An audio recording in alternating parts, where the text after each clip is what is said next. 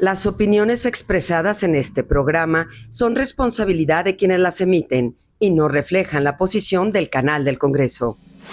Bienvenidos a Vértice Internacional, soy Rina Musali, qué gusto saber que me acompañan en este programa que analiza el acontecer internacional y las claves de la geopolítica global.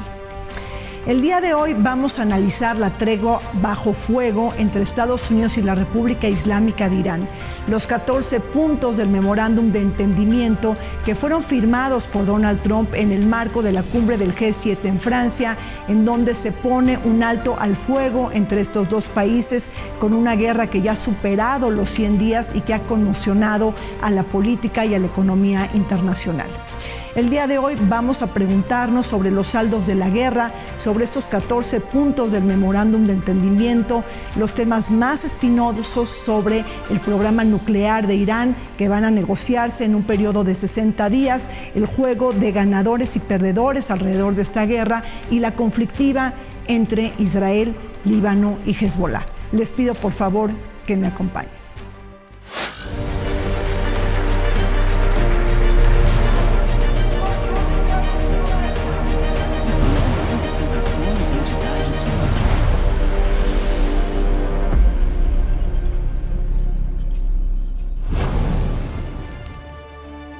La guerra entre Estados Unidos e Irán se ha convertido en un asunto de máxima tensión internacional y de escrutinio público por sus efectos y alcance sobre la seguridad regional y la economía global.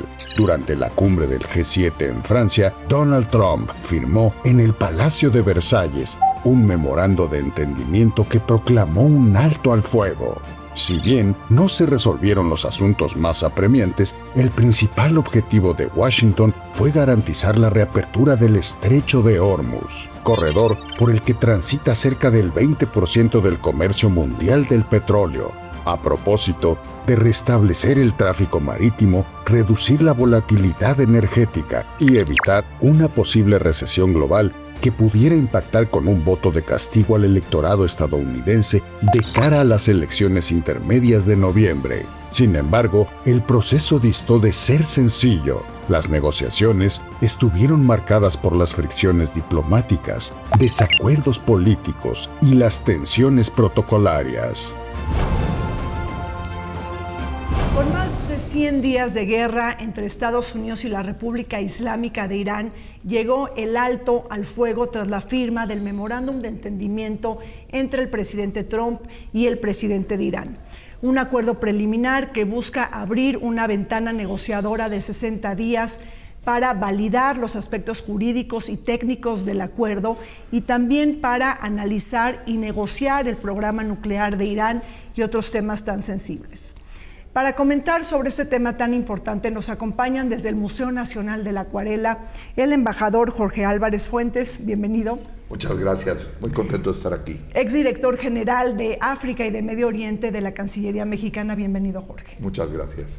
Está con nosotros también Alejandra López de Alba, ella es directora general del COMEXI, que es el Consejo Mexicano de Asuntos Internacionales, y una experta en temas de seguridad internacional. Bienvenida, Alejandra. Muchas gracias por la invitación.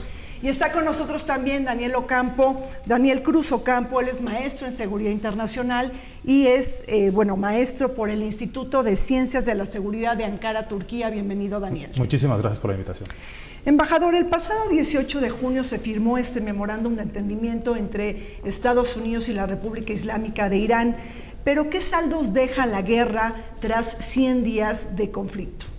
Yo creo que la guerra deja un saldo muy negativo en el sentido de que los objetivos que se trazaron el gobierno de Israel y el gobierno de los Estados Unidos no se han cumplido. O sea, el planteamiento inicial de que había condiciones para que hubiera un cambio de régimen, un levantamiento popular, sí, hubo un descabezamiento del régimen, pero el régimen teocrático no se desmoronó. Dos, las acciones militares tomadas por Irán en contra de los países del Golfo aliados de los Estados Unidos es un saldo sumamente negativo que ha afectado la cadena energética global y que ha generado además una situación que no se previó, que no se anticipó en la estrategia, si es que la hubo, en su momento, que tenía que ver justamente con el control del estrecho de Hormuz. Hoy el programa nuclear está en un segundo plano, el programa de desarrollo misilístico está en un tercer plano y está todo por negociar en 60 días porque esta es una tregua bajo coerción. Así lo veo yo. Así lo ves tú. Alejandra, desde tu punto de vista estamos viendo que Irán es el ganador estratégico, pese a que ha sufrido muchísimas pérdidas en términos políticos, militares, inclusive religiosos, porque bueno, pues asesinaron al ayatollah Ali Khamenei. Me parece que es difícil decir que es un ganador estratégico, pero sin duda Estados Unidos tampoco es el ganador. Me atrevería a decir que estamos en una situación en la que todo mundo perdió. No hay un ganador, pero definitivamente los ganadores no son Estados Unidos e Israel. Me parece sin duda importante resaltar que asesinaron al ayatollah, pero como bien dijo el embajador, tuvieron la capacidad institucional de rápidamente darle la vuelta a tener un nuevo líder. No se vio un desmoronamiento, por el contrario, en términos políticos, algo que estaba más o menos fracturado en Irán, que en enero habíamos visto, ¿no?, revueltas populares y la posibilidad de una caída del régimen desde adentro, desde la raíz, muy iraní. En el momento que hay un ataque exterior, la gente cristaliza un apoyo y rodearon a su propio régimen. Más adelante no sabemos, ¿no?, qué pueda pasar con esa semilla de descontento social, pero ahora se cristalizó políticamente en torno a este nuevo líder, por supuesto con algunos asteriscos. Pero además, sin duda, ahora vemos que no tiene compromisos para el acuerdo nuclear, por supuesto tampoco un programa de lo relativo a los misiles, pero tienen ahora fondos de reconstrucción, que por supuesto también son una parte importante, pero mucho mayores de lo que se hubiera nadie imaginado, claro, que podía salir de este conflicto.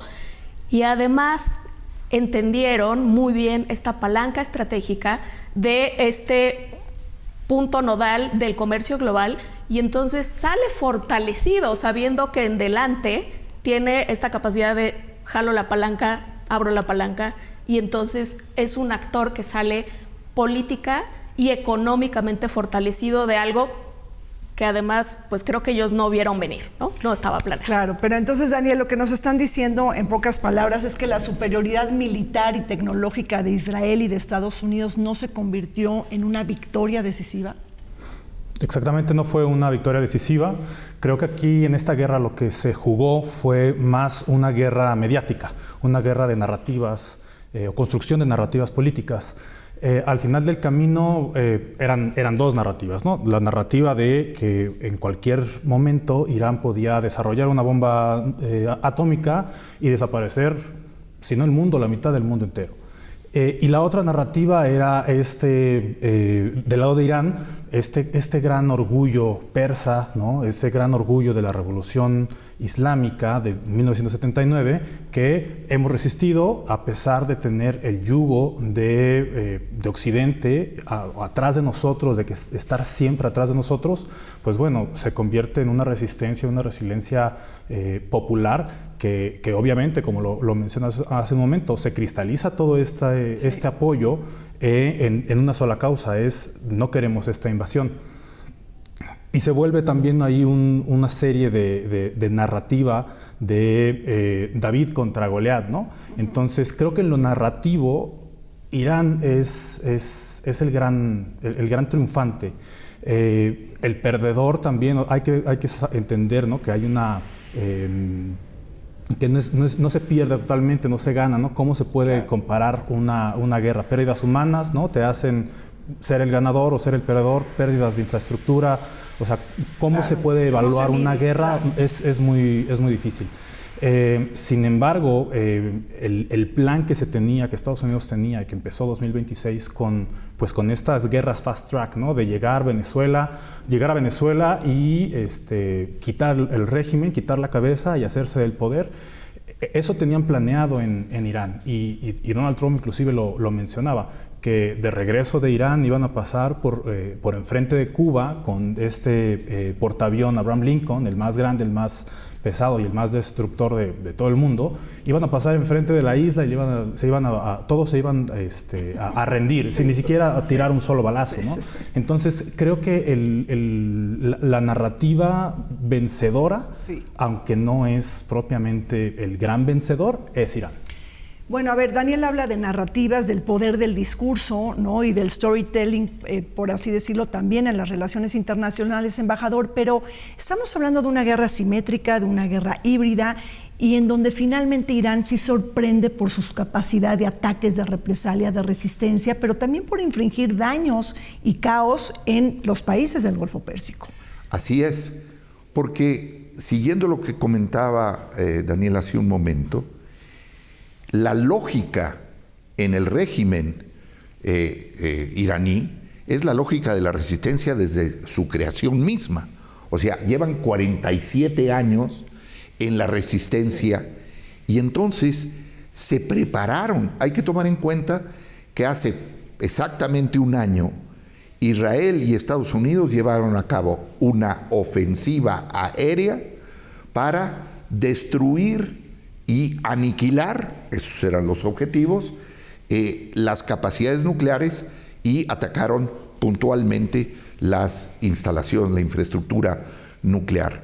Y claro, causaron enormes daños, pero no necesariamente acabaron con el programa nuclear. Y en cambio, no se minimizó, quizás hubo un cálculo equivocado de cuál era la capacidad de Irán para ir en contra de los intereses de los Estados Unidos. Atacaron bases militares, sí, pero atacaron infraestructura vinculada a las empresas de energía de los Estados Unidos, pero también a las grandes empresas globales, entre otras centros de datos, y entonces tienes los casos de Emiratos, de Qatar, de Bahrein, pero hoy la ecuación es distinta. Ya cambió, hubo un cambio tectónico. Y en ese sentido, los países del Golfo saben que la premisa o la ecuación de seguridad regional no depende más de los Estados Unidos. Hoy hay un actor que es más que un mediador, que es una potencia nuclear, que es Pakistán. Ale, hace ratito nos hablabas del estrecho de Hormuz, pero entonces después de esta guerra, prácticamente uno de los grandes aprendizajes geopolíticos para Irán es que se convierte el estrecho de Hormuz, el abrir y el cerrarlo, como un arma secreta, por así decirlo, para medir políticamente a Trump. Es decir, esto sí cambia después de los 100 días de la guerra. Me parece importante destacar, sobre todo para que entendamos qué queremos decir cuando hablamos de geopolítica, ¿no? Que finalmente claro, sí es la combinación del aspecto geográfico, y perdón que suene redundante, pero geográfico con lo político. Y en ningún lugar o en pocos lugares vemos esa conjunción tan real, tan activa y tan accionable como en el estrecho de Hormuz, ¿no? Literalmente un pasito de unos cuantos kilómetros de agua, donde pasa algo así como el 60% del comercio de energéticos, bueno, al menos de hidrocarburos en el mundo, y por lo tanto, si lo cierras, lo bloqueas, o incluso se acordarán en la pandemia, ¿no? En el Mar Rojo, cuando se atravesó el barco ese que se atoró, o sea, ni siquiera fue en términos políticos, tuvimos un problemón económico por la incapacidad de mover mercancías. Entonces, cuando haces eso con una intención política, porque la geografía te lo permite, y tú eres el dueño de ese paso, antes se había imaginado imposible, tanto que no había ocurrido. Y ahora lo vemos por lo menos en el acuerdo, y tendremos que ver qué pasa en los próximos 60 días y cómo se va realmente a redactar un acuerdo final. Pero insisto, solamente tener la conciencia de la agencia para cerrarlo, me parece que es muy importante en el caso de Irán. Y si me permites, Reina, me gustaría ser provocadora, retomando lo que habían comentado Omar y el embajador en cuanto a la narrativa. Y me parece que una cosa importante de destacar es que más allá de las capacidades narrativas y de este descubrimiento de agencia política narrativa, de guerra híbrida y de todo tipo de parte de Irán, también tenemos que reconocer que Estados Unidos ha creado una narrativa propia en la que ellos mismos, tal vez sin darse cuenta, se están metiendo el pie. Claro. Me parece que hay un consenso más o menos amplio en el mundo de que este fue un error estratégico de Estados Unidos y de Israel, pero principalmente de Estados Unidos, y más allá del cómo podamos cuantificar victorias o derrotas militares en términos de razón moral, no sé qué otras palabras utilizar, la razón no está con Estados Unidos y con Israel, y creo que esa es su mayor pérdida a nivel global. Claro.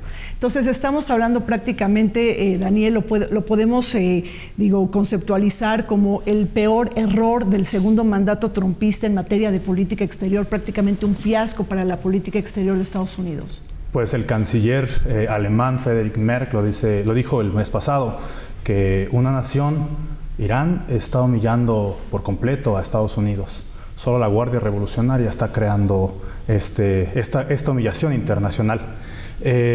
Sí, obviamente, ¿no? Es el gran error, y retomo las palabras, se metieron el pie ellos mismos, ¿no? Creo que la lógica del grupo Trump ha sido cambiar el multilateralismo por unilateralismo. Entonces empiezan a negociar todos los acuerdos, los tratados internacionales que existían al tú por tú, y eso ha generado que, pues bueno, Irán, ¿no?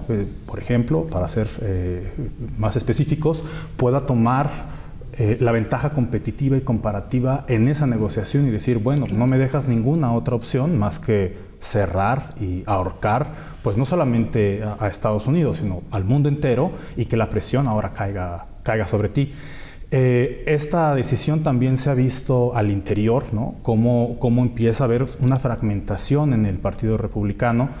La aceptación de Trump ya no es, ¿no? Si bien no era la mejor, pues ha ido en debacle. Sus índices de popularidad están en mínimos Exactamente, históricos. ha ido en debacle. Entonces, eso también nos dice, pues, que tanto adentro como afuera, como en el exterior, pues algo va mal, ¿no? La visión de la decisión de Trump no fue bien recibida. Bueno, pues vaya regalo para Donald Trump cuando precisamente Estados Unidos cumple 250 años de independencia este 4 de julio. Hacemos un corte, regresamos. El memorándum de entendimiento firmado entre Estados Unidos e Irán no constituye todavía un acuerdo de paz ni un arreglo nuclear definitivo, sino una hoja de ruta de 14 puntos destinada a poner fin a las hostilidades. Sus disposiciones se agrupan en 4 grandes áreas: seguridad, economía, programa nuclear e implementación jurídica. Entre los compromisos más relevantes destacan el cese permanente de las operaciones militares, la reapertura del estrecho de Hormuz, el regreso de los inspectores internacionales, la flexibilización gradual de sanciones y la creación de mecanismos de verificación para supervisar el cumplimiento de los compromisos asumidos por ambas partes. El memorándum también incorpora el frente libanés y prevé un periodo de 60 días para resolver los asuntos más controvertidos antes de alcanzar un acuerdo definitivo.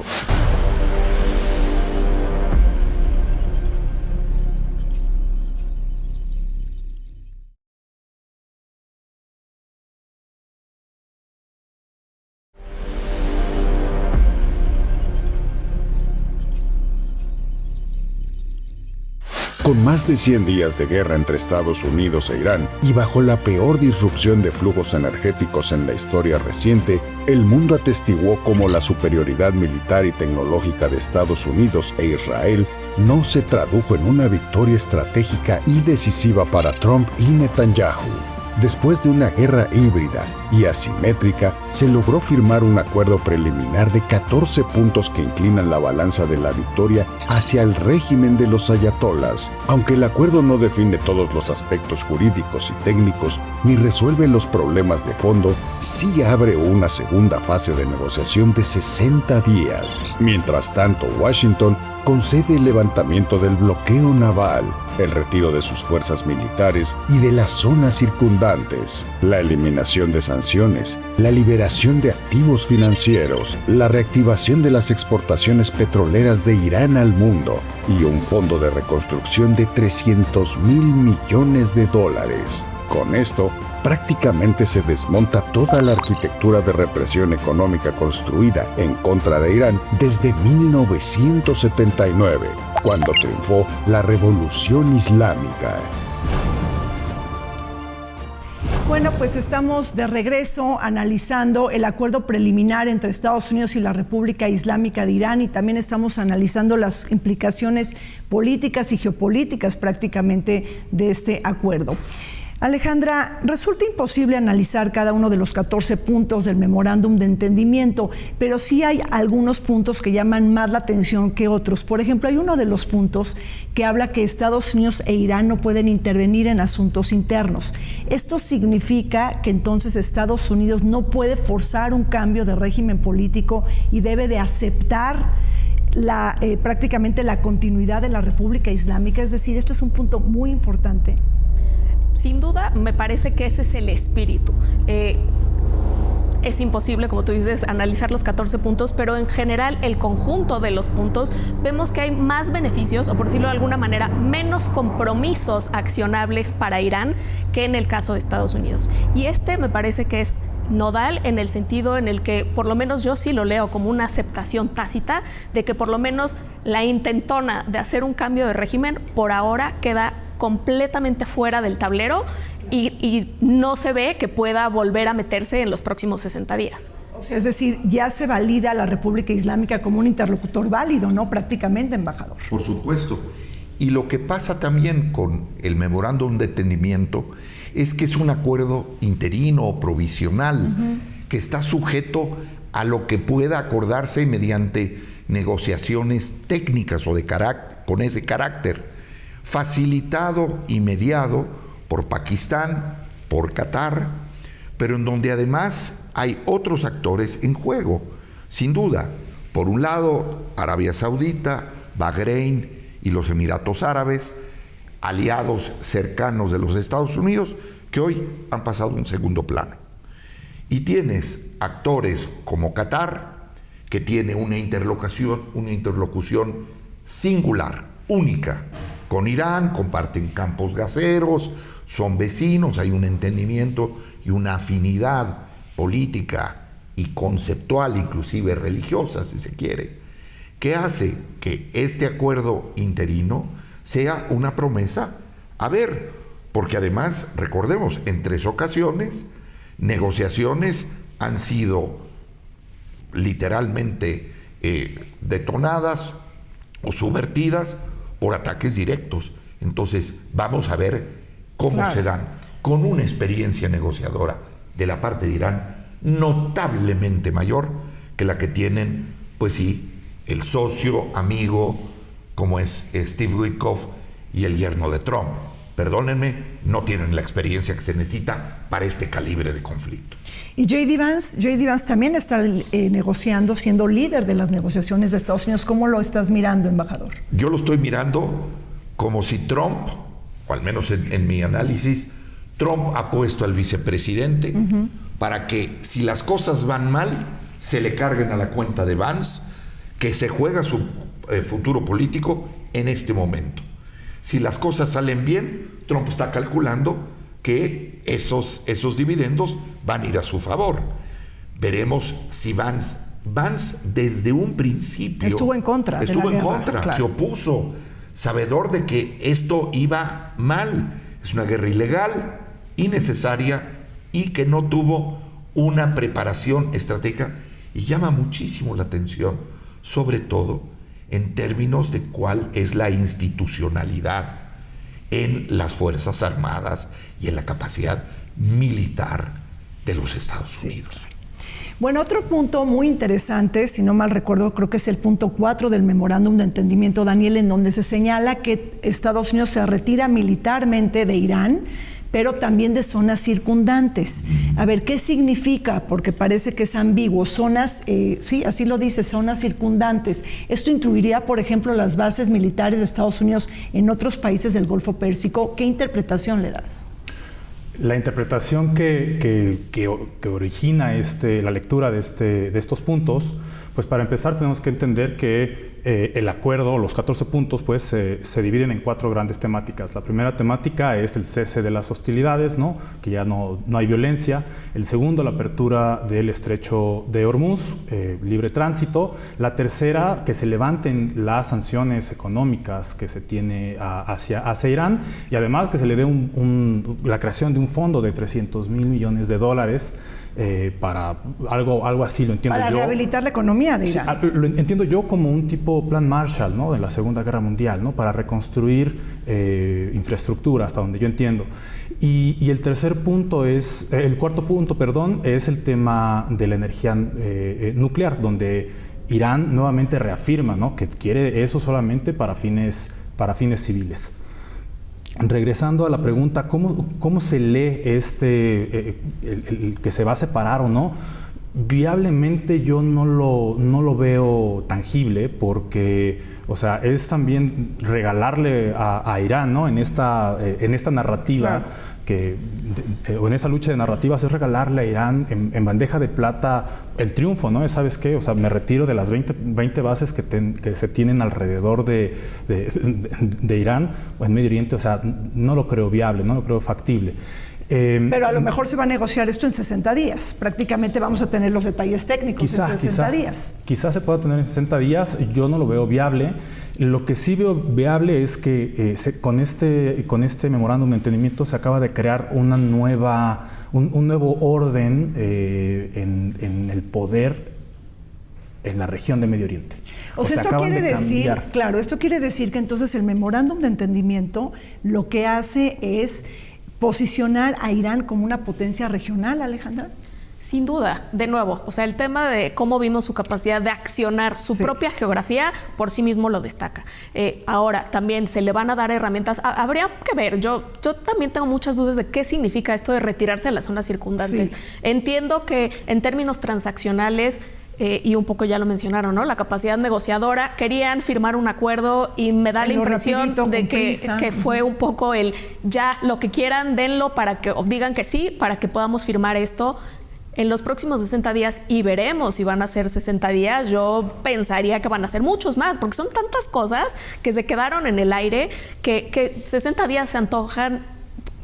No, inclusive Barack Obama lo firmó en 2 años, ¿no? Prácticamente programa nuclear, ¿no? Exacto. Entonces, habrá que ver, pero sin duda, Irán sale muy fortalecido, y por supuesto que en términos regionales va a salir mucho mejor parado de lo que estaba. Incluso antes de esta guerra estábamos lo más cercano posible a una normalización de relaciones de Irán con casi todos sus vecinos, claro, que se vio muy trastocado todo este proceso por esta guerra, que insisto, además todo mundo ve, o bueno, muchos en el mundo ven como Estados Unidos e Israel lo hicieron mal, y justamente los países, sobre todo del Golfo, que pues por ser aliados o tener algún tipo de relación especial se vieron particularmente afectados, les va a cambiar sí o sí su cálculo de cómo tiene que funcionar la región, e inevitablemente la región va a gravitar, no quiero decir totalmente, pero sí mucho más alrededor de lo que Irán piensa y puede hacer. Claro.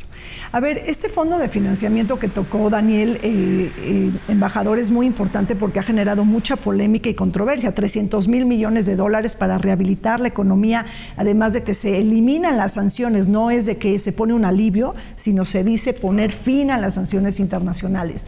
Pero a ver, este fondo va a ser con recursos públicos, privados, ¿quién va a supervisar el fondo? Son preguntas muy importantes que el memorándum de entendimiento no da todavía la explicación. No la da porque me parece que es un anuncio al futuro. Sí. O sea, era necesario para Irán que hubiera un claro señalamiento de que vendrá un levantamiento de sanciones. Esa es una demanda que tiene años sobre la mesa. Y eso creo que sí va a ocurrir. Creo que las negociaciones van a permitir que efectivamente haya gradualmente un levantamiento de sanciones. Pero ¿de dónde van a venir estos fondos, de este megafondo, digamos, para resarcir, reconstruir a Irán? Vienen de los propios fondos iraníes congelados en las instituciones bancarias en Occidente. no está claro. No está claro. Tampoco está claro, volviendo al estrecho de Hormuz, si efectivamente Irán y Omán, que son los dos estados que tienen una condición más importante sobre esa vía marítima.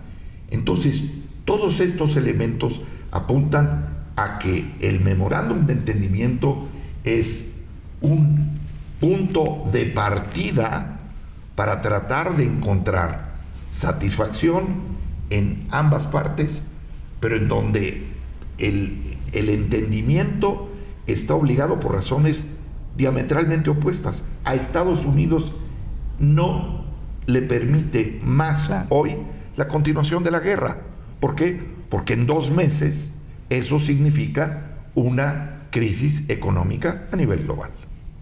Importante, muy importante, efectivamente, es decir, un Donald Trump que está haciendo una apuesta para que no haya una recesión económica global. Inclusive también vienen las elecciones intermedias en Estados Unidos, no está dispuesto a soportar el costo político del incremento de la gasolina y bueno, necesitaba llegar a un acuerdo muy próximo. Pero Daniel, hace ratito habló el embajador del tema del estrecho de Hormuz. Tampoco está claro lo de los peajes, hablaste de Omán, hablaste de Irán. ¿Tú crees que Irán sí va a cobrar peajes? Digo, en estos 60 días no, pero más adelante, ¿qué va a pasar? Porque yo creo que todos los países que tienen estrechos o cuellos de botella van a tomar nota de lo que está pasando actualmente con la negociación. Creo que ya lo tomaron nota en la primera parte de la administración de Trump, cuando él retoma, ¿no? Inclusive lo menciona públicamente, ¿no? Acabamos de retomar el canal de Panamá porque pues, es parte de nuestra zona de influencia. Entonces, creo que esa declaración dio origen a que todos los países que tienen estrechos, que tienen canales, vieran lo importante que es, ¿no? Geoestratégicamente hablando, es una mina de oro, ¿no? Volvemos con Turquía, ¿no? Que Turquía tiene los Dardanelos, tiene el Bósforo, y es la salida de Rusia al mar Mediterráneo, y es por donde pasan o se surte gas de Asia Central hacia Europa. Entonces, o sea, creo que todo mundo ha empezado a tomar nota y aprender de estos, pues de estas acciones o de este cambio a nivel mundial, cambio del sistema a nivel mundial. Entonces, lo que Irán está ahorita pues viendo, no sé, honestamente creo que sería muy irresponsable decir si va a cobrar, ¿no? Pero lo que sí va a ser un punto nodal en el futuro, tanto el estrecho de Hormuz como todos los demás.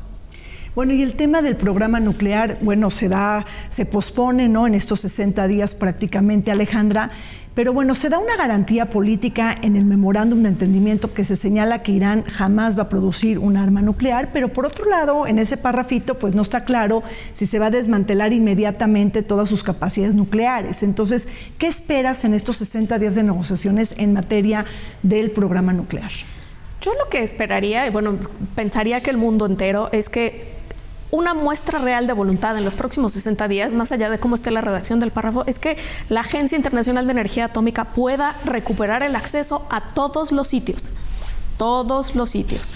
A la fecha, me parece que Irán se ha negado a varios, particularmente los que refieren que están dañados por la acción militar. Pero en 60 días tendría que haber acceso a todos.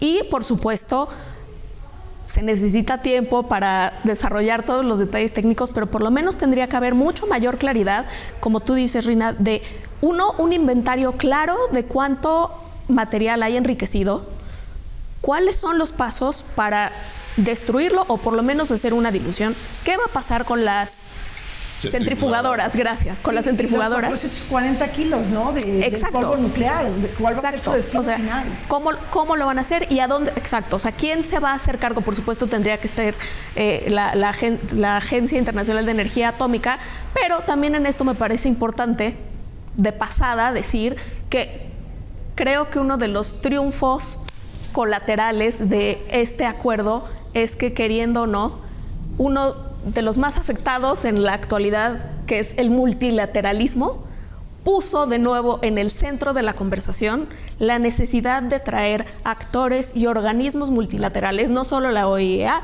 también en otro de los puntos se habla de la participación del Consejo de Seguridad para que esto se lleve a un nivel de legalidad distinto, y eso me parece que en medio de esta destrucción y este sinsentido de guerra es algo que podemos rescatar. Y bueno, hablando de estos perdedores y ganadores de la guerra, embajador, sabemos que todavía este capítulo no termina, pero Israel de entrada es el gran perdedor de la guerra.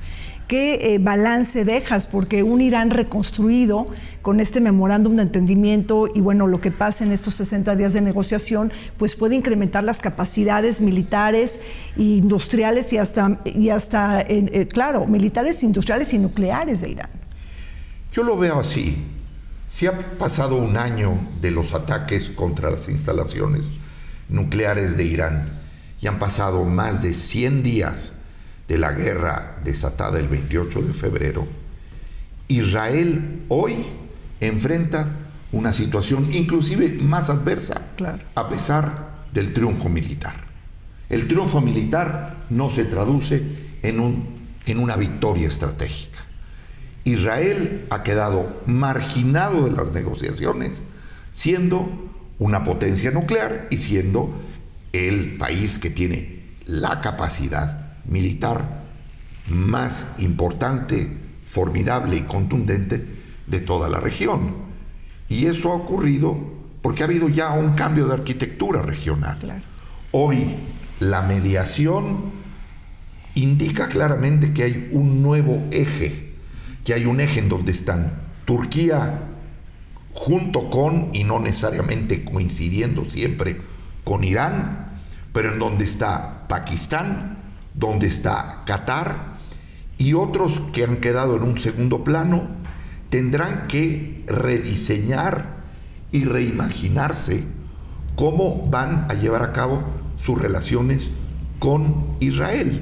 Ahora, Israel como país no es el perdedor. El perdedor es el primer ministro Netanyahu, que se juega su pellejo político.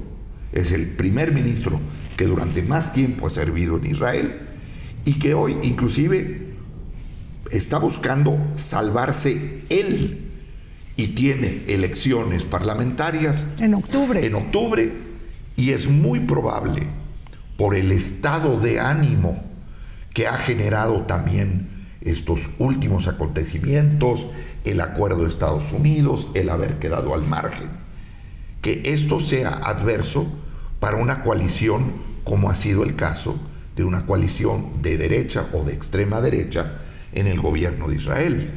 Tiene una oposición que puede ganar en Israel, e Israel además está entendiendo que no mejoró, que no incrementó su capacidad de defensa, que es el punto nodal de su postura.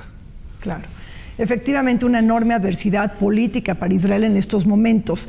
Pero bueno, me gustaría también tocar, cuando hablamos de las negociaciones nucleares, Daniel, pues compararlo un poco con lo que pasó en la época de Obama, cuando teníamos un acuerdo nuclear que se firmó en el 2015, que Trump decide unilateralmente abandonarlo. Es decir, prácticamente lo que Trump propone ahora a Irán podría ser algo similar de lo que él rechazó en 2018. Todo indica que sí, que podría ser lo más similar posible en el papel. Pero en el balance de poder internacional es diametralmente distinto, como se acaba de mencionar. El primer ministro pakistaní, cuando anuncia que pues ya hay un trato, en el primer párrafo pues menciona esta gran noticia. En el segundo párrafo de su mensaje, que creo yo donde está lo nodal, menciona y agradece a tres grandes potencias, nuevas potencias de la región: Arabia Saudita, Qatar y Turquía, que sin ellos la paz de la región no se puede llevar a cabo. Claro. Entonces eso cambia la forma en que se estaba construyendo pues todo hasta antes de empezar la guerra, ¿no? Hay que recordar y hay que hacer una comparación con el pacto nuclear de Obama. En ese momento fueron otras potencias, otros países. Y ahí estaba la Unión Europea, estaba la Unión Europea, Alemania también, estaba Alemania, Francia, Reino Unido, y estaban las Naciones Unidas, y estaba China, la ONU, Rusia, claro, y Estados Unidos. Entonces, este nuevo balance de poder, o sea, cambia diametralmente hacia dónde va a inclinar la balanza en el futuro. A partir de que se da este mensaje, a partir de que se acuerda esta paz interina, se da cuenta uno que, pues bueno, están cambiando las cosas muy rápidamente en la región, y eso también deja pues a grandes países o a otros países pues fuera de la ecuación, fuera de este grupo. Claro. Recordemos rápidamente, en febrero pasado el primer ministro Benjamin Netanyahu mencionó que Turquía era el próximo Irán. Entonces, que Erdogan tenía planes junto con Pakistán de crear un cerco en contra de Israel.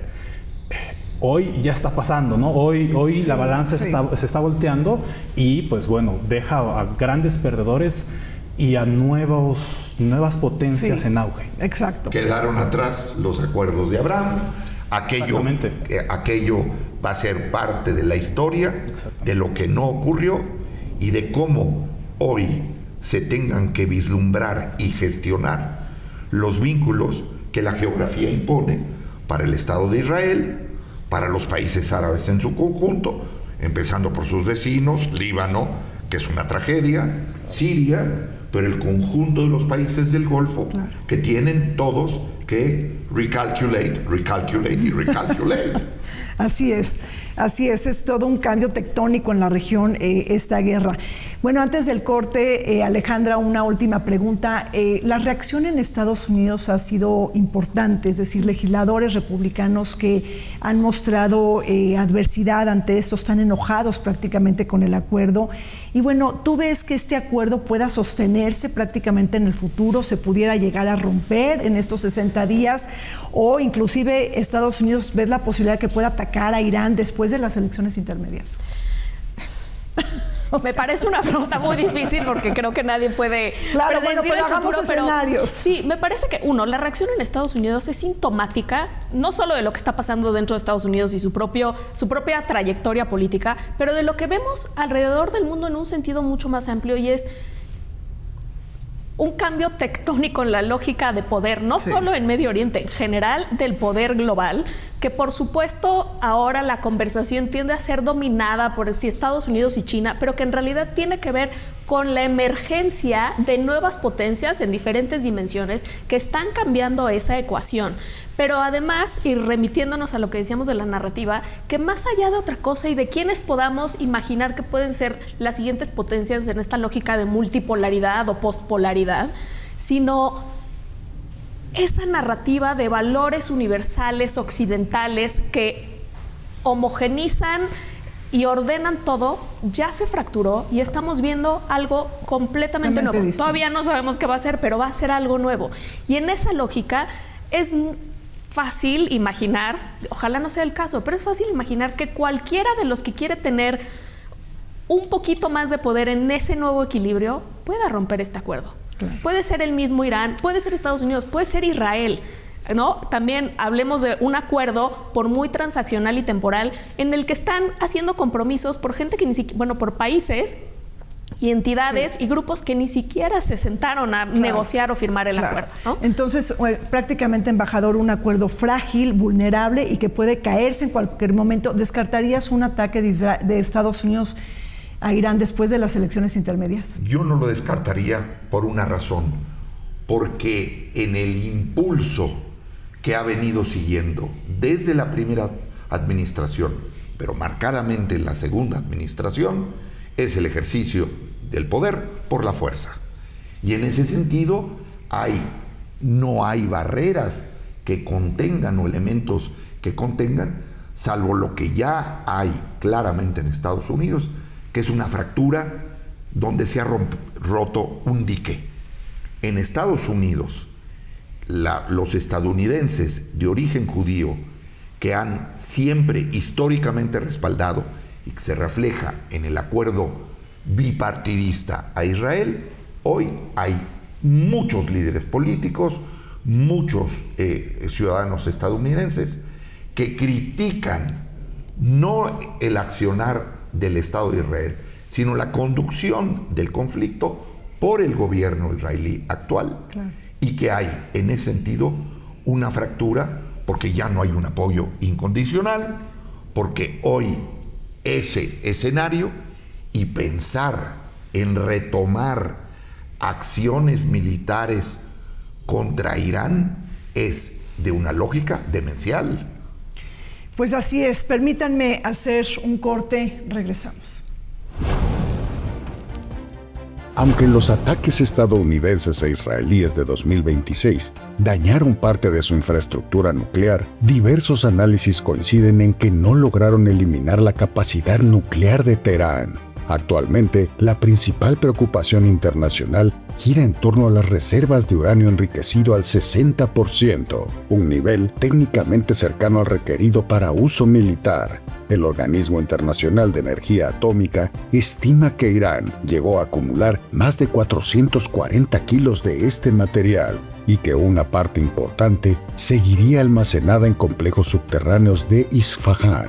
Durante los próximos 60 días, Washington y Teherán deberán negociar cuestiones críticas, el destino de esas reservas, los límites futuros al enriquecimiento de uranio, el régimen de inspecciones, la duración de las restricciones nucleares, el alivio gradual de sanciones y, potencialmente, el controvertido programa de misiles iraní.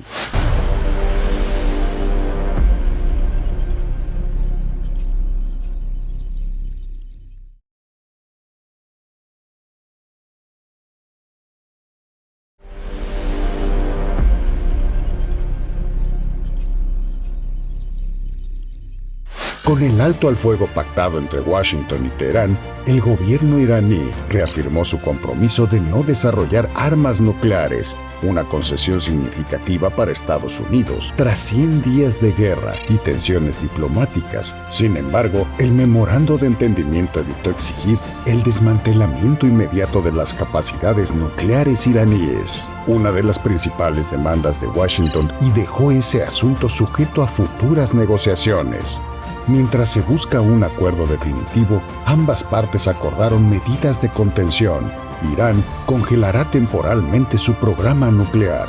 Washington se abstendrá de imponer nuevas sanciones económicas y limitará cualquier incremento de su presencia militar en la región. El entendimiento abre una ventana para la diplomacia, aunque persisten profundas diferencias sobre el futuro del programa nuclear iraní, su programa de misiles balísticos y el apoyo de Irán a sus redes de milicias en la región. Estos dos últimos puntos no fueron mencionados en el acuerdo preliminar. Precisamente, las hostilidades entre Israel y Hezbollah pueden descarrilar este frágil acuerdo.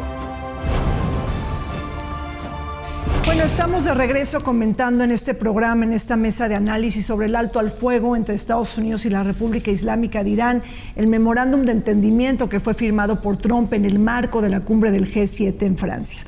Daniel, hemos hablado de lo que se incluye en el memorándum de entendimiento, pero tan importante es hablar de las ausencias, de lo que no se menciona. No se menciona el programa de misiles balísticos de Irán. ¿Qué se puede esperar de esto? Es decir, ¿ya está fuera de las negociaciones o se tocará algo en estos 60 días? Yo esperaría que se tocara. Creo que, para hacerlo más pedagógico, este memorándum de entendimiento es solamente el índice, el plan de lo que se va a llevar a cabo, ¿no? En los próximos 60 días, quizá más, se puede negociar.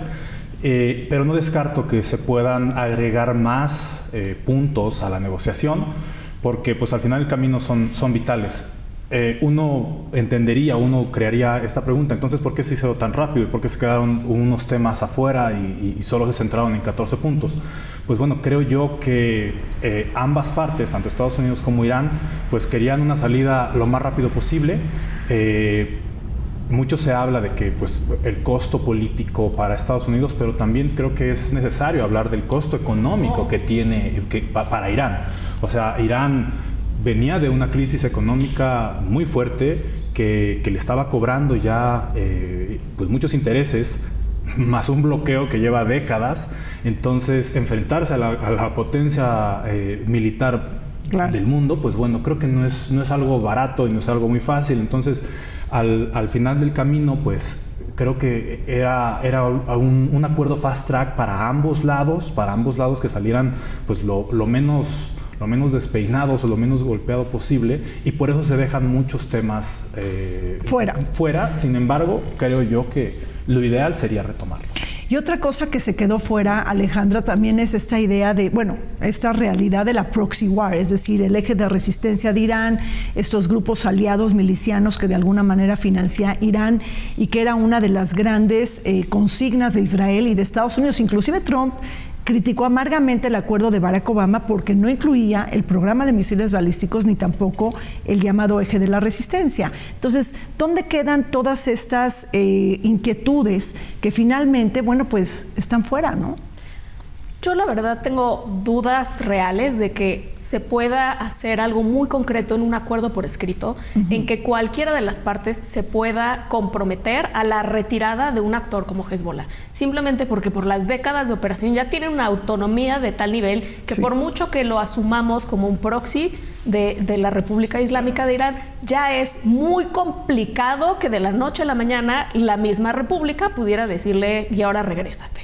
Por otro lado, son décadas en las que la misma Guardia Revolucionaria y las otras fuerzas del orden en Israel han permitido algunos vacíos de presencia en partes de su territorio, y aún imaginándonos una retirada de Hezbollah, se necesitaría llenar esos huecos de poder. Por lo tanto, me parece muy complicado, que sin duda lo van a volver a abordar, pero no creo que se pueda llegar a un compromiso real, y es una pena porque sin duda es uno de los elementos que va a mantener la idea de amenaza existencial mutua entre Israel e Irán. Y mientras ninguna de esas partes sienta que no tiene una amenaza existencial del otro, vamos a seguir viendo, no sé cada cuánto, diferentes pero vamos ediciones a ver del conflicto. Reiteraciones del mismo. Claro. Bueno, ya una última pregunta para cerrar el programa, embajador. No hemos hablado del pueblo iraní. ¿Cómo interpreta el memorándum de entendimiento? ¿Puede venir un alivio económico tan deseado, pero también acompañado de represión política? ¿Tu lectura?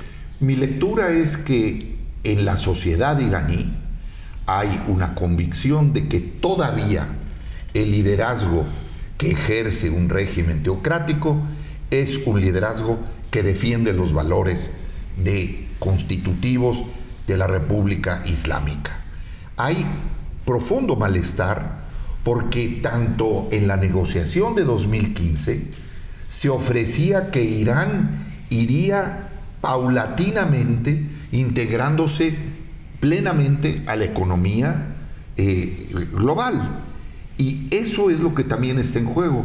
Pensemos que la población iraní es mayoritariamente, los más de 90 millones de habitantes, son mayoritariamente jóvenes que han vivido solo la experiencia de la Revolución Islámica y que están no deseosos, que harán todo lo que esté a su alcance para no quedarse al margen, para no ser en ese sentido quienes paguen el costo de un conflicto que se ha extendido durante décadas y que ha significado que ese país, que tiene además un capital civilizatorio formidable, y que en ese sentido estamos también ante un desconcierto internacional, pero en donde también los valores que tienen que ver con Occidente, que tienen que ver con el respeto de las instituciones, las reglas y las normas, es paradójico que sea Irán quien apele más a las normas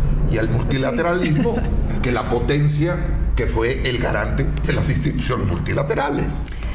Bueno, pues llegamos al fin de esta mesa de análisis. Efectivamente, en este desconcierto mundial, el conflicto, este conflicto no ha terminado, prácticamente no hemos visto el fin de este capítulo, no se ha cerrado. Hay que esperar a ver qué pasa con los 60 días de negociaciones. Quisiera agradecer al embajador Jorge Álvarez Fuentes, a Alejandra López de Alba por estar con nosotros y a Daniel Cruz Ocampo por estar aquí también el día de hoy. Hacemos un corte. Uno de los aspectos más delicados del memorándum es que la estabilidad regional no depende únicamente de Washington y Teherán. El conflicto entre Israel y Hezbollah continúa siendo un foco permanente de tensión que amenaza con descarrilar cualquier avance diplomático. Tras meses de enfrentamientos, ataques fronterizos y operaciones militares en el sur del Líbano, las treguas vigentes siguen siendo frágiles. Israel insiste en limitar las capacidades militares de Hezbollah, mientras que el movimiento libanés mantiene su papel como principal actor armado no estatal respaldado por Irán. Al mismo tiempo, el gobierno libanés enfrenta dificultades para consolidar su autoridad sobre todo el territorio nacional, y la comunidad internacional busca fortalecer a las Fuerzas Armadas libanesas para evitar un nuevo ciclo de violencia. Se nos acabó el tiempo en Vértice Internacional. Soy Rina Musali, me despido de ustedes, no sin antes agradecer al Museo Nacional de la Acuarela por todas las facilidades dadas para la grabación de este programa. Hasta pronto.